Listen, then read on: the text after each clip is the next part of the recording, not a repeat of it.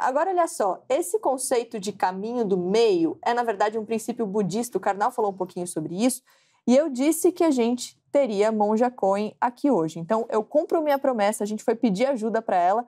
Vamos conferir o que ela disse, como ela explicou um pouquinho desse princípio, olha só. A sabedoria está no caminho do meio. O que é o caminho do meio?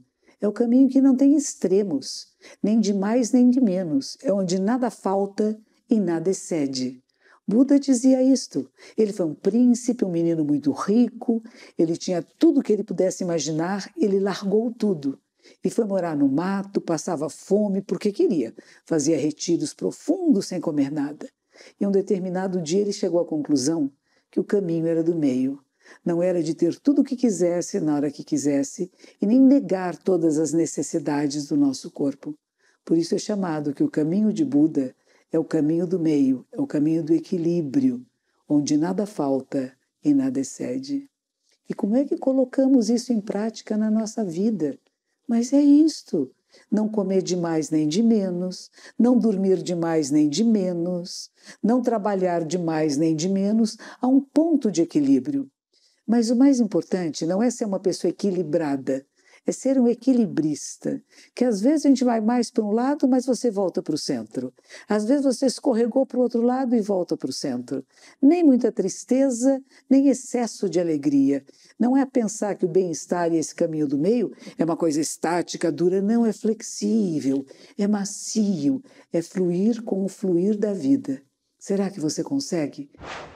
Excelente a posição da minha amiga Monja Coen ao falar de equilibrista, porque o Buda insistiu, quando ele recusou que ele não faria mais jejuns tão longos, ele nos ensina uma coisa: quem come demais fica pensando no excesso que está dentro de si, fica sobrecarregado. Quem come de menos fica pensando na fome todo o tempo e não foca. Se eu comer o suficiente, há um conselho budista que é a minha mão, é isso que eu preciso de arroz.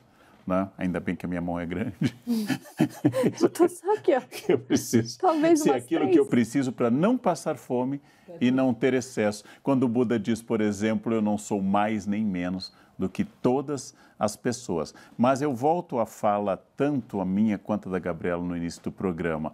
Cada caso é um caso. Às vezes pedem a uma pessoa, se pronuncie entre os dois candidatos. Eu me sinto, às vezes, como um polonês em setembro de 39. De um lado os nazistas, do outro Stalin e a União Soviética. Quem é o melhor? Ser invadido, destruído e assassinado pela União Soviética ou pela Alemanha nazista? Eu não quero nenhum dos dois. Eu quero uma Polônia livre e democrática. Eu quero uma coisa diferente. Então, às vezes, não é escolher quais polos, ou às vezes não é escolher o meio, mas se for para ser radical, é no sentido que a Gabriela lembrou, de raiz, de radice, ou seja, eu vou a fundo numa questão, eu sou radicalmente contra o racismo, radicalmente contra a violência contra as mulheres. Aí é um radicalismo bom, porque eu fui fundo na questão e pensei, esse é um problema estrutural. Vou ser moderado com a pedofilia? Ou ser moderado com as coisas que são abomináveis? Não, precisamos conversar para ver qual é o equilíbrio. Não, sem violência, sem sair da lei, mas tem coisas que exigem radicalidade, como a defesa da vida, por exemplo.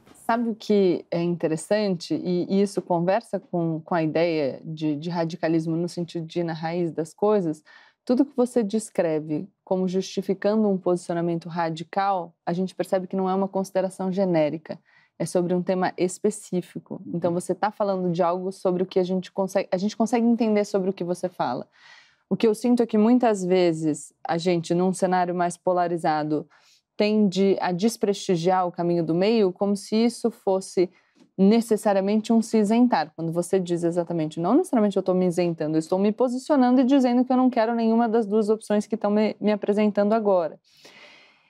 E me parece que o extremo é menos justificável se a gente não tem o palpável. O que é? Principalmente se a gente pensa, estou pensando na política, em personalismos. Sobre o que a gente está falando? Então, você ser radical sobre um assunto, olha, racismo, a gente tem que ser radical, é inadmissível.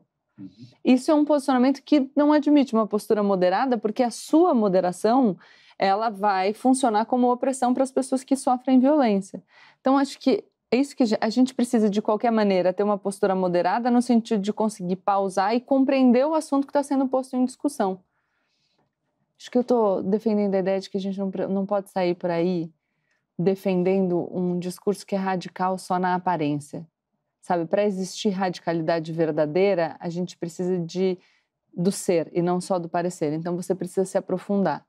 E eu vejo a instrumentalização da crítica ao discurso moderado servindo a um radicalismo que não se justifica e pelo qual as pessoas não argumentam. Muitas vezes é só nas palavras do Orwell, a mentalidade de gramofone.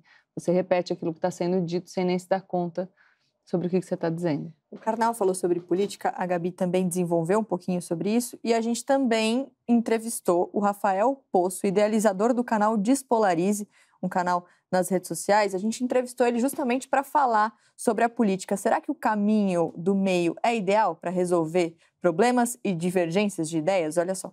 Se o caminho do meio significar simplesmente a forma mais cômoda para não ter que lidar com os nossos conflitos e buscar soluções para resolver nossos problemas, então não há sabedoria nenhuma em escolher o caminho do meio. Na democracia, a sabedoria está na capacidade de promover o encontro entre as diferenças e buscar e construir soluções negociadas, ampliando o apoio para aquilo que nós entendemos como o melhor caminho. Às vezes pode ser que seja pelo caminho do meio, mas muitas vezes não será. Se essa escolha significar neutralidade diante de injustiças ou de violência, então não há sabedoria nenhuma em escolher o caminho do meio. O oposto da polarização não é necessariamente moderação.